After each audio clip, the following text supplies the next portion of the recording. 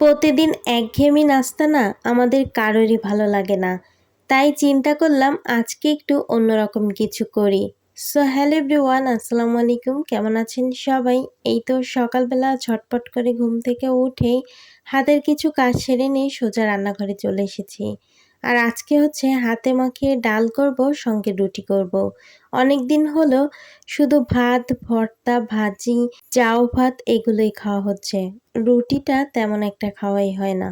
তো চিন্তা করলাম একটু অন্যরকম নাস্তা রেডি করি। তো প্রথমে হচ্ছে এই তো ডালটা হাতে বসিয়ে দিয়েছি প্রেসার কুকারে। এরপর হচ্ছে আটার কাই করে নিয়ে সুন্দর মতো রুটিগুলোকে বেলে নিয়েছি। আজকে এমন একটা আকাজ করেছি কি আর বলবো।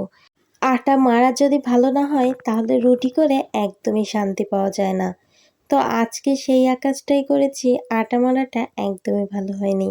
তারপরে যাই হোক অনেক কষ্টে সৃষ্টে রুটিগুলো বেলে নিয়েছি। আর রুটি ভাজি করে শ্বশুর শাশুড়ির খাবারটাও দেওয়া শেষ। এখন আর কিছু রুটি ছিল সেগুলো ভাজি করে নিয়েছি। প্রথমে আপনাদের ভাইয়ার নাস্তাটা রেডি করেছি আর সেই সাথে আমার মেন নাস্তাটাও রেডি করে নিয়েছি। তারপর খাওয়া দাওয়া শেষ করে সোজা দুপুরে রান্না করতে চলে এসেছি। আজকে হচ্ছে মাছ ভাজি করে তারপর হচ্ছে তরকারি দিয়ে রান্না করব, আর সেই সাথে হচ্ছে বিটকপি ভাজি করব। তো যাই হোক প্রথমে হচ্ছে মাছগুলো ভাজি করতে বসিয়ে দিয়েছি। অনেক দিন হলো মাছ ভাজি ছাড়াই রান্না করছি, কারণ পাতারি মাছ, বেলে মাছ এই টাইপের মাছগুলো ভাজি না করলেও চলে। আর কালকে রাত্রেই হচ্ছে তেলাপিয়া মাছ এনেছিল একটু টাটকা, সেটা রান্না করেছিলাম। সেটা আর একদম ভাজি করিনি, আর এটা বেশ কয়েকদিন হয়ে গেছে। তো যাই হোক এই তো বিটকপিটাও হচ্ছে সেদ্ধ করতে বসিয়ে দিয়েছি, লবণ হলুদ দিয়েছি, অল্প করে পানি দিয়েছি। বিটকপির যে কি পরিমাণ দাম, বাবারে বাবা, একদম সোনার দামে দাম।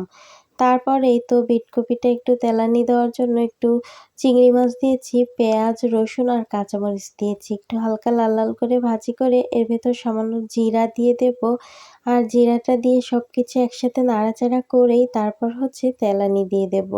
আর বিটকপিটা আমার মেয়ে আপনাদের ভাইয়ার ভীষণ পছন্দ, আমার আবার তেমন একটা ভালো লাগে না। তো যাই হোক বিটকপিটা তেমন একটা মিষ্টিও ছিল না, যেহেতু এখনও পরিপক্ক হয়নি। তারপরও আপনাদের ভাইয়া যেহেতু অনেক পছন্দ করে এই জন্যই কিনে নিয়ে এসেছে। ভাজিটা রেডি করে ফেলেছি, এরপর তরকারিটাও বসিয়ে দেব। আর তরকারিটা বসানোর জন্য হচ্ছে জিরা, পেঁয়াজ আর কাঁচামরিচ দিয়ে একটু ভাজা ভাজা করে নিয়েছি। এরপর জিরা রসুন বাটা দিয়ে দিলাম। তারপর কিছু আলু দিয়ে দিয়েছি, লবণ হলুদ দিয়ে সুন্দর মতো মশলাটাকে কষিয়ে নেব যতক্ষণ না তেল উপরে উঠে আসে।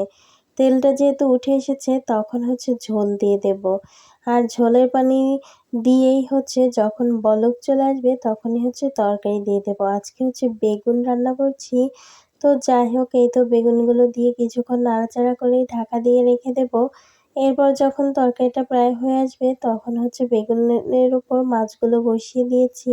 আর কিছুক্ষণ রান্না করলেই আমার তরকারি রান্নাটা একদমই কমপ্লিট। আজকের ভিডিওটা এখানেই রাখছি। সবাই ভালো থাকবেন, সুস্থ থাকবেন। আল্লাহ হাফেজ। আসসালামু আলাইকুম।